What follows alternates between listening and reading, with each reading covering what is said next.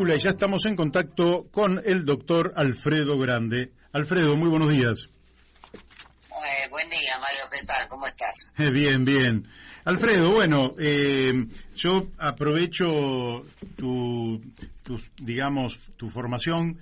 ¿Vos sos psiquiatra y psicólogo? En realidad soy psiquiatra, psicoanalista y psicólogo social, si lo planteamos en esos términos. Bien, bien. Entonces, este es un formato donde yo hago una consulta gratis al psicólogo de cabecera. Mira, yo lógicamente que hay una variedad muy grande de temas, pero no tenemos tantos minutos. Pero hay algo que habita, yo creo que en todos los seres humanos, y que es la tensión entre lo individual, por decirlo de alguna manera, y lo social. Esa tensión entre me protejo a mí mismo, me favorezco a mí mismo, defiendo mis intereses y solo ellos, o tomo conciencia de que estoy en sociedad, de que si a la sociedad le va bien, a mí me va bien, que estamos todos en el mismo barco, si el barco se hunde no me va a ir bien, y si flotamos todos podemos salvarnos todos. En esta tensión, yo tengo la impresión que desde hace ya un tiempo bastante largo, en la Argentina viene prevaleciendo el individualismo, el salvarse individualmente y, desconocer virtualmente los deberes que acarrea vivir en sociedad. ¿Cómo ves vos esa tensión entre el ser individual que somos y nuestras responsabilidades sociales? Bueno, es muy profundo lo que traes y decir tensión es más que adecuado. Yo, inclusive por de mis propias tensiones de la formación, está muy de moda lo de la identidad autopercibida, ¿no? Ajá. Bueno, yo creo que el sujeto tiene una identidad autopercibida de individuo. Uh-huh. Pero es un sujeto, y al decir sujeto decimos que no se puede separar en el nivel fundante lo individual y lo social, porque todo yo y todos los demás que nos escuchan y que no nos escuchan somos efectos, no somos la causa, ni del universo, ni de la sociedad, ni nada, somos efectos. De la familia, que a su vez es efecto, de la sociedad, que a su vez es efecto, y efecto, y efecto, ¿no? Entonces, como último orejón del tarro queda el individuo. Ahora, el individuo es un artificio, es una abstracción, digamos. Es simplemente una palabra que no designa nada. Casi diría que es una alucinación. Yo me puedo sentir solo, único, singular, no hay nadie más como yo, pero es totalmente alucinatorio. Ahora, esa alucinación, ¿para quién es funcional? Bueno, a riesgo de repetirme, para la cultura represora, porque el individuo aislado es totalmente domesticable. Claro. Lo cual lo tiene muy claro desde la celda de aislamiento hasta el estado de sitio, hasta que anda a tu habitación y lo que fuera. Entonces, que un sujeto tenga como identidad autopercibida individuo es funcional a cualquier cultura de sometimiento. Uh-huh. Por lo tanto, esa tensión que yo comparto que existe, pues es una tensión entre una materialidad social, política, económica y una abstracción. Ahora, ¿cuál es la tragedia, no? Que las sensaciones son poderosas. Sí. Yo siempre decía que cuando Aníbal Fernández en otra época hablaba de la sensación de inseguridad, yo decía, bueno, eso es lo grave, que es una sensación. Uh-huh. Porque es muy difícil ir en contra de las sensaciones. La uh-huh. sensación tiene un componente afectivo y un componente ideativo. Yo prefiero que haya inseguridad porque puedo hacer algo, a que haya una sensación de inseguridad. Él lo decía como que era menor, pero es peor. Porque claro. Es muy difícil luchar contra las sensaciones. Y cuando esas sensaciones hacen masa, es imposible. Uh-huh. Por ejemplo, hoy Milei es una sensación, ¿viste? Sí. Pero eso es lo peligroso, como sensación. Después de Milei puedes decir todo lo que se te ocurra. Lo que no puedes negar es que ha construido una sensación.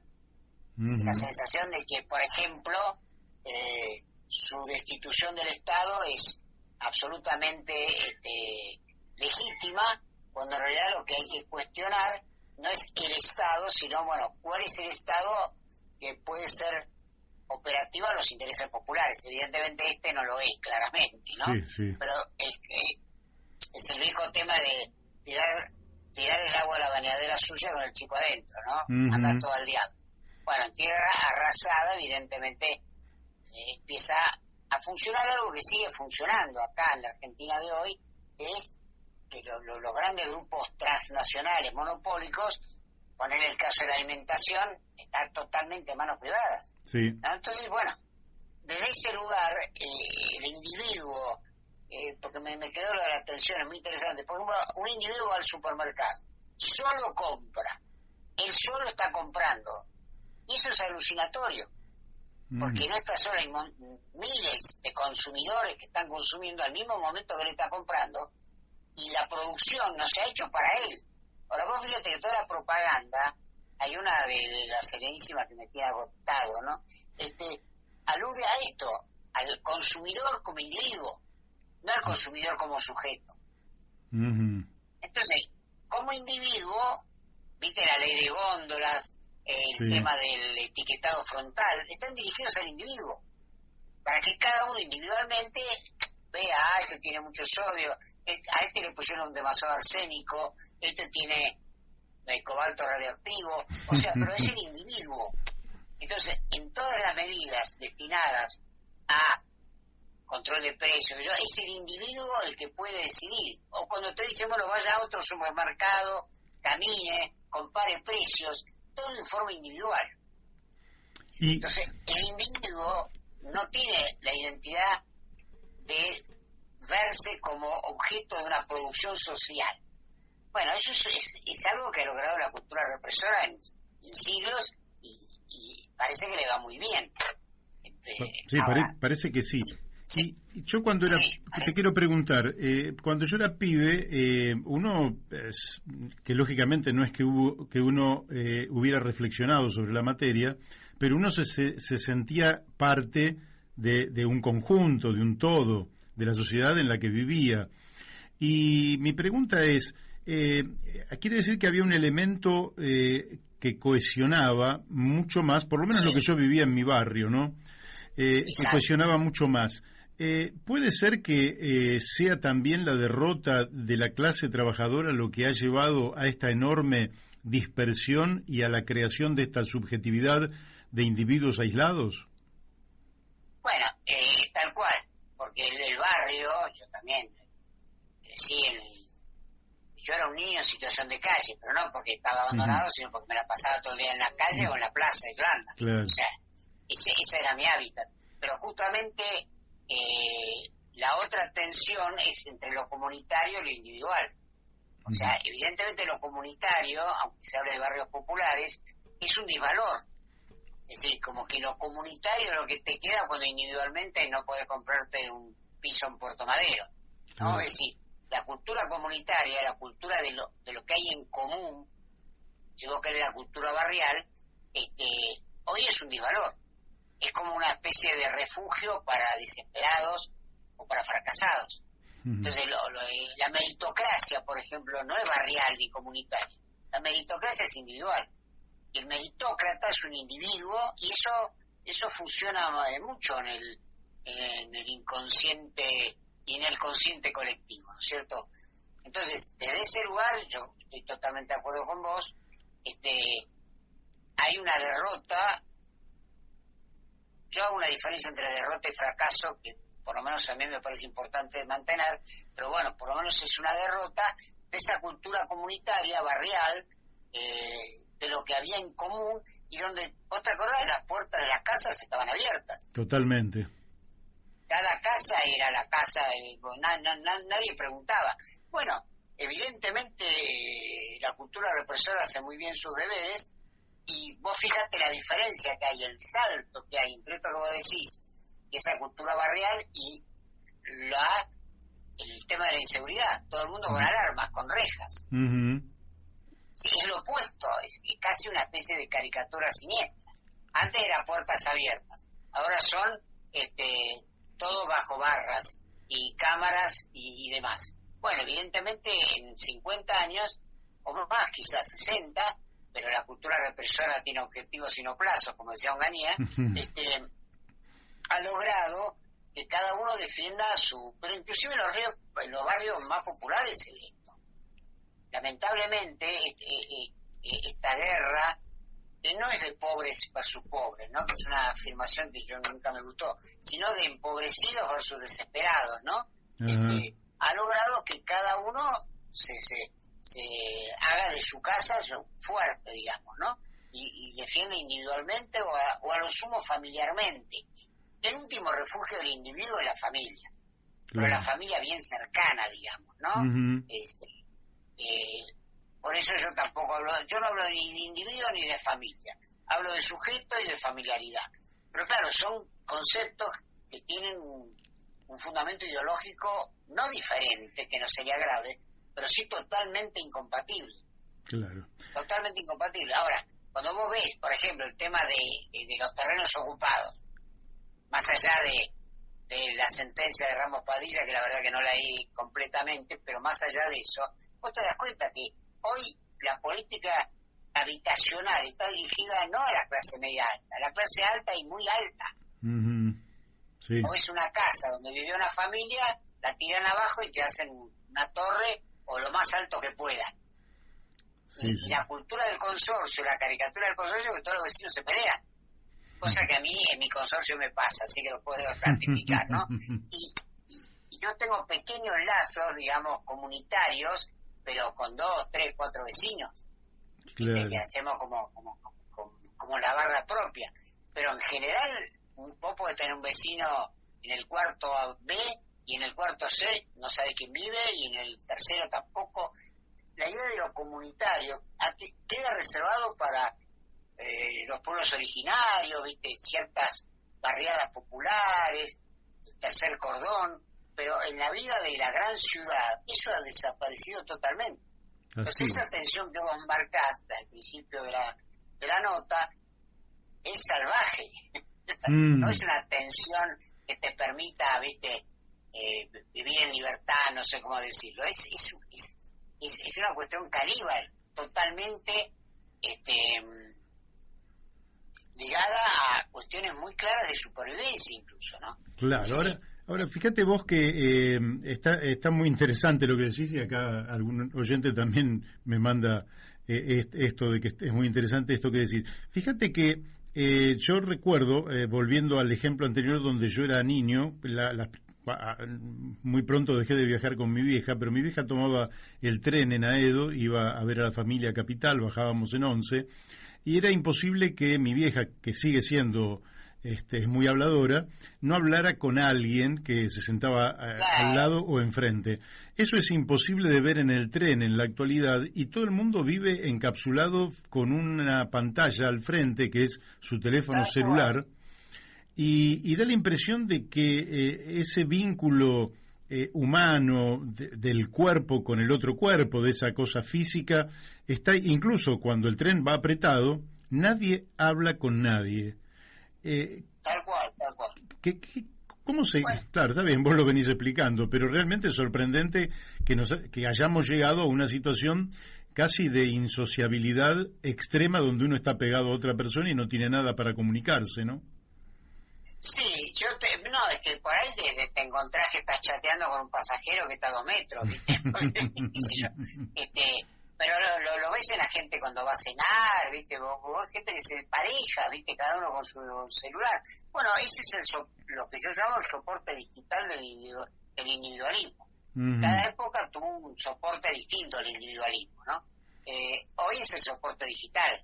Entonces, imagínate que, también yo sería un cospi paranoico, pero hay que ser muy buena persona para no pensar que toda la pandemia tuvo como una de las cuestiones esta, ¿no? El soporte digital se haga cotidiano aún para los que no lo eran. Claro. ¿No? Vos fíjate esa denominación discriminatoria de nativos digitales, ¿no? Como plantea que ya hay gente que ya nació en lo digital y nadie se preocupa. Mira, es un nativo digital. Mira vos, qué joda. O sea que ya deja hasta de ser mamífero. Porque el mamífero, aún el mamífero carnívoro, en algún momento tenía una idea de manada, de grupo, de algo, ¿no? Estos son digitales, ¿viste? Es un cyborg, ¿viste? Te presento a mi primo, es un robot. ¿Qué tal? ¿Cómo te va, robotito? Y sí, esto ya está instalado. Lo patético es que, no diría que está naturalizado, que es otra palabra que no me gusta, bueno, en realidad casi nada me gusta, ¿no? Pero está como burocratizado. Lo tomó la gran empresa, lo tomó el gran comercio, y todo el mundo se mata es decir, paga para estar alienado. Es absolutamente... Claro. Porque al esclavo lo sometía. Acá vos pagás para ser esclavo. Es terrible, ¿no? Es terrible. Lo que está diciendo es tremendo. Y no pagas poco, porque no pagas, y además lo pagás vos, lo pago yo, no que yo esté por fuera, estamos hablando con un soporte digital, pero bueno, por lo menos nos queda, a muchos nos queda, una mirada crítica y además dejar abierta la puertita por si las cosas cambian. Claro, ahora voy haciendo esta analogía porque se me ocurrió ahora, pero yo recuerdo una declaración de 1962 donde el orador, si querés te lo digo, que era Fidel Castro, decía que vivíamos en una época distinta donde los pueblos son los que iban a hacer la historia, eran las masas las que iban a hacer la historia. Pero da la impresión de que en la medida que esas masas se fragmentan hasta la unidad mínima, que justamente es el sujeto o el individuo, se transforman en elementos fácilmente dominables y manipulables. Bueno, está bien. Lo que pasa es que a Fidel Castro también lo escuchó el Departamento de Estado, ¿viste? Es decir, la verdad que no hay vigiles que se te vuelven en contra, ¿no? O sea, evidentemente si Fidel Castro dice eso, bueno, vamos a hacer mierda a las masas. Cosa que además se viene haciendo desde siempre. O sea, que hay un concepto freudiano, y si alguna vez en un programa se da, vale la pena profundizar, que es el de masas artificiales. Que es un concepto que te puede interesar, porque justamente ese concepto lo que plantea es que no es masa, pero tampoco es individuo. El ejemplo que pone, mira vos, con lo que se mete Freud, con el ejército y la iglesia. No, pongamos el ejército. Son muchos, pero están todos cortados por la misma tijera. Entonces, por un lado parece una masa, pero es artificial, porque es una suma de individuos iguales. Y el ejemplo claro es el uniforme. ¿Te acuerdas cuando íbamos a la escuela usábamos el guardapolvo blanco? Sí. Era una negación era un uniforme más, no es que no había uniforme. Lo que pasa es que el guardapolvo blanco tapaba, enmascaraba las diferencias de clase. O sea que era perfecto, digamos, ¿no? Ahora, como a mí me pasó en la primaria, de pronto me he dado cuenta que había guardapolvo blanco más blanco que otro. Y vieja me mandaba con tanto almidón que yo casi no podía moverme. Pero a lo que voy es que la masa artificial, que hoy es la masa artificial digitalizada, bueno, es ese monstruo que se une la masa, pero no de sujetos, sino la masa de individuos. Claro. Entonces, eso es Boccaccio di Cardenal. Una masa de sujetos es lo que buscaba Fidel y que lo consiguió Fidel. Evolución triunfante. Pero la masa de individuos es esto del ejército de consumidores. Si vos vas en un supermercado, ¿viste? Se ve claramente. Todo el mundo compra separadamente. Por ahí un comentario, yo a veces voy solo y alguna viejita me ve con cara de pálida y me ayuda, pero es una dinámica de uno con el producto, de uno con la cajera, el uno a uno, ¿viste? Y si alguien levanta el tono de voz, lo hacen callar. Claro. Imagínate a alguien que dijera, pero me están afanando, son unos ladrones, viene el de seguridad, sí. Te tapa la boca. Claro. O sea, a nivel de la vida cotidiana es una tragedia. Es una tragedia. Más trágico es que hay muchos compañeras y compañeros que no lo ven en la vida cotidiana, ¿viste? Entonces hablan de la grande de la guerra con Ucrania, de Putin y de todo eso que hay que hablar, por supuesto, pero la cultura represora se ha hecho, digamos, molecular, ¿no? En la vida cotidiana, en lo que vos decís del transporte es un ejemplo también perfecto. Vos te acordás que el colectivo, hablar de colectivo es eso, era un colectivo. Claro. Era un colectivo de gente que tomaba taxi, entonces por resolver hacer recorridos en común. Bueno, ahora en el transporte público colectivo son todos individuos. Así es. Qué fenómeno. Realmente. Vos sabés que me encantaría seguir, pero bueno, se nos acotó un poquito el horario, Alfredo.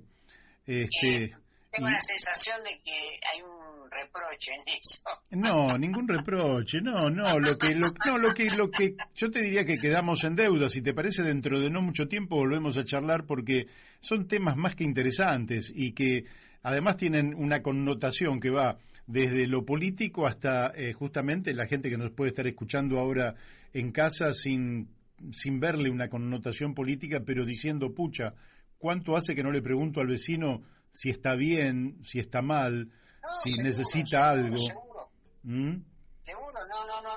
Y el aislamiento, imagínate cómo potenció todo esto. Totalmente. El aislamiento preventivo, que no previno los desórdenes mentales, afectivos. Bueno. El aislamiento terminó siendo realmente una especie de autismo total, ¿no? Sí, por eso te digo, hay que relacionar todo. Si uno es paranoico o no, es otro tema. Pero tampoco se puede ser tan ingenuo a esta altura de pensar que las cosas pasan porque pasan, ¿viste? De pronto, vos viste ahora en Shanghái están de nuevo aislados, ¿viste? Parecía que estaba todo... Bueno, pero ellos se lo toman en serio, ¿viste? Son 25 millones de personas y ahí no se mueve nadie. Acá se sacaron fotos para festejar cumpleaños, bueno, qué sé yo. No sé de quién hablas. Alfredo, te mando un fuertísimo abrazo y te comprometo para que volvamos a hablar dentro de no mucho tiempo. Te mando un abrazo y gracias por... vos sabés que me gusta mucho hablar con vos.